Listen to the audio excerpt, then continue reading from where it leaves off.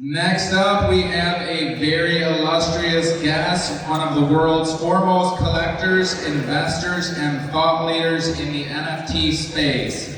Very well known for his extensive tweet storms on NFTs and decentralization, a leading advocate of the open metaverse, namely that the architecture of the metaverse should be decentralized and interoperable. With an extensive NFT museum, 6529 Capital is also a leading asset manager in the NFT space and decentralized metaverse through OM. Everyone, please welcome the illustrious, always thoughtful and educational, Punk 6529!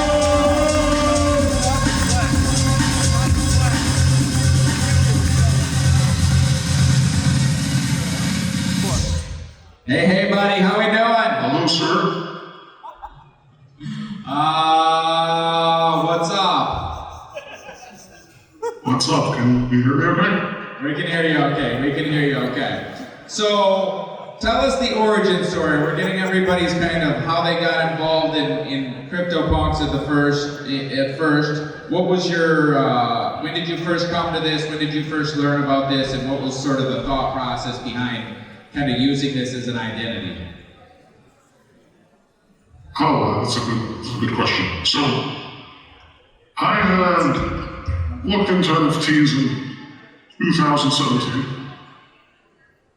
and had the normal mid-take, like, these are cute games for kids, and sure you can do that on Ethereum and fine, but whatever, nothing that important, and just ignored it.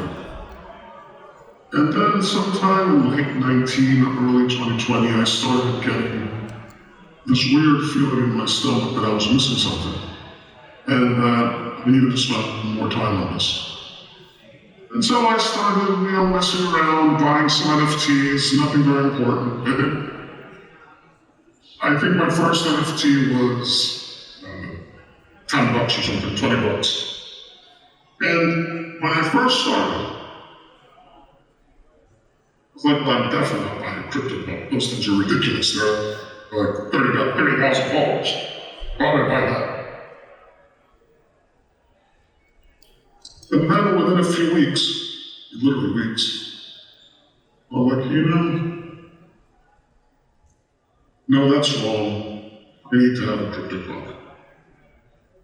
And so I went and bought literally the floor CryptoPunk and thought, okay, cool, check the box. I have a CryptoPunk, I can get on with the life and do serious things.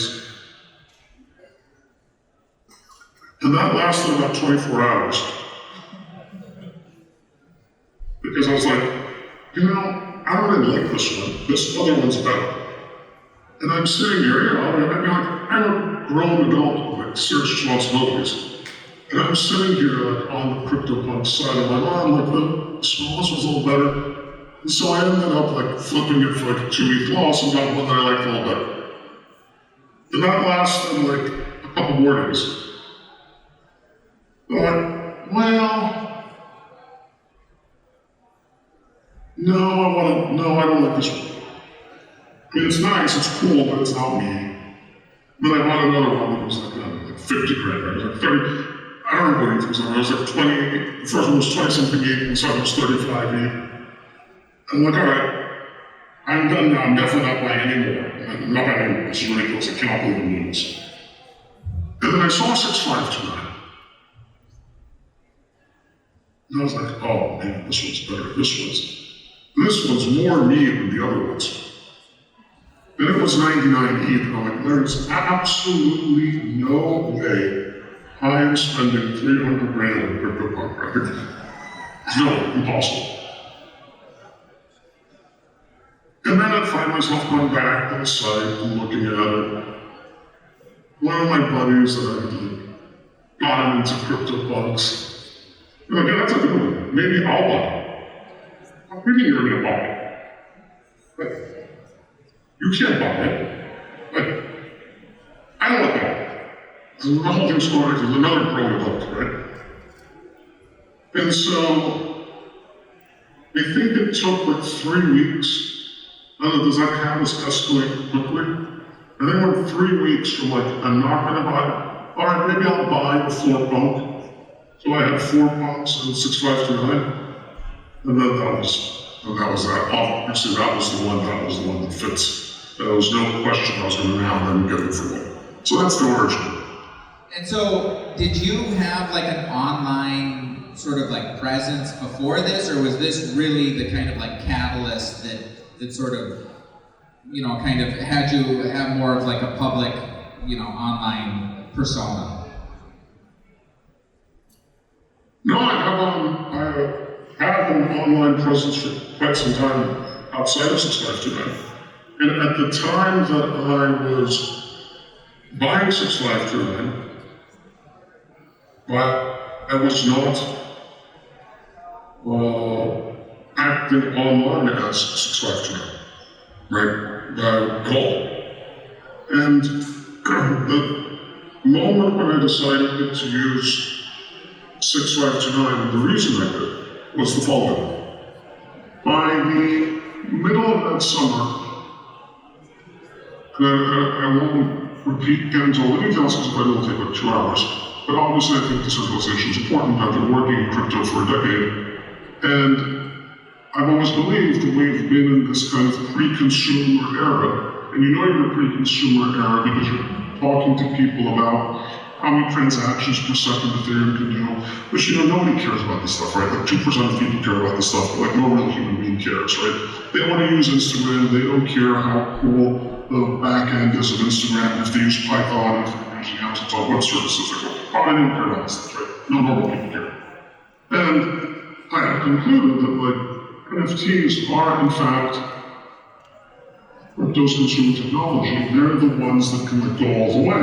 They're the ones that can actually get people using decentralized infrastructure, not because we're lecturing them about it, because no one wants to lecture them, but because they want a pump or a fidenza or a picture from this cool Indian photographer they've never heard of, but it's beautiful, they want to own it, and the only way they can own it is they have to figure out how to use MetaMask or Trezor or what have you and actually use decentralized infrastructure. And not only that, this is the time. It will be totally obvious to us by the end of the decade that people are going to want to own and hold digital objects. The metaverse, in my view, is the internet, but with better visualization and ownership of digital objects. And right now, before it's obvious to anyone, is the time where we will establish what is the ownership layer. Is it going to be someone's database? Or is it going to be NFTs? There's no third choice, right? Like, we're either going to have our avatars, our digital art, our 3D spaces, our digital wearables as an entry in Facebook's Oracle database, or they're going to be a token on Ethereum or Tezos or Solana or whatever. There's no third choice. And so, I said, wow, we can maybe bend the arc of history here, maybe we can make a difference here. It's early enough that the network effects haven't been established for Facebook or Google or what have you. And so I want to talk about this, and I want to talk just about this. And in that case, I'm not going to talk about what I had for dinner tonight, like if I had pizza or if I had a burger. I just want to talk about this. And in that context, and I like to live what I am telling people, right? People will use avatars, so let me use an avatar, let me set up a Twitter account, let me use 6529, and let me just talk about NFTs and decentralization, because I think it's just one of the most important technologies in the world right now. And I don't think people really care what I have for dinner, but they think they do care about the topic. And so that was how it happened. Gotcha, that makes sense. So how do you see, I know a lot of your thesis around a lot of the work that you collect is around sort of the ideas of memes and the mimetic value of this stuff. How do you see the sort of mimetic value of CryptoPunks? How does that kind of fit into your kind of investing and collecting thesis? Well, I mean, obviously they are the world champions of PFPs, right? Like they're the only ones that have the type of history and storyline that they have. They're actually incredible from an artistic perspective and how much emotion it back into 24 by 24 pixels, right? So I don't really see any model where NFTs are important and CryptoPunks aren't. I will say I have this is not exactly what CryptoPunks, but it's semi-related. I have incredibly mixed feelings about PFPs as follows, where I look at most of today's PFP collections and I think they're not going to make it. And I also simultaneously think PFPs are the single most obvious use case for entities. I mean, there's no chance that only 20, 30, 50,000 people want a PFP. None, zero. Right? We're going to need millions of PFPs, tens of millions of PFPs, hundreds of millions of PFPs. And I believe that, and I also believe most PFPs that existed in 21 or 22 won't be important in a few years. But CryptoPunks are in a different space from all of us, right? I mean, obviously CryptoPunks aren't going away. Obviously CryptoPunks are historically important. And I don't see any world where crypto and NFTs exist and CryptoPunks aren't important. For sure, for sure. How do you see these playing out as the metaverse becomes more sort of like established and a part of more people's sort of everyday use? How do you see CryptoPunks fitting into that in terms of people using it for identity?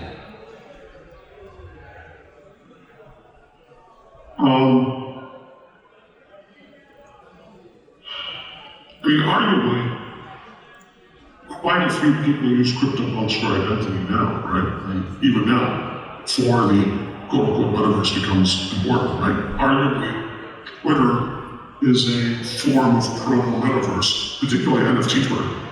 I mean, this would have sounded weird to me 3 years ago. I remember reading Balaji's essay, I think, or tweet storm. He says, in the future, people are going to have avatars. I thought about it, and I said, okay, am I going to have an avatar? Like, I don't think I'm going to have an avatar. I have an established Twitter account and a LinkedIn page, and it has some dorky photo of me with a suit, but not a tie, because that would be kind of cool, but not too aggressive, right? Why would I need an avatar? And then, like, I don't know, 6 months after that, I very obviously have an avatar. And half the people that I work with in the, I don't mean like work with at a firm, like work with, interact with, in the NFT space, I also think of them as their avatar. I think of their name as their avatar's name. And it feels totally and completely seamless.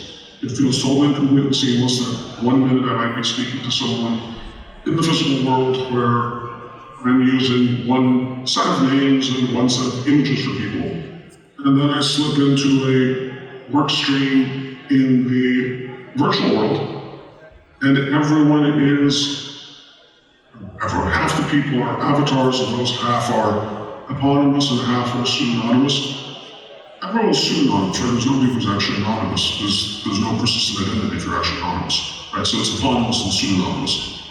And it's absolutely fine. Like, if people want to present themselves as a punk, or as a cat, or as a piece of generative art,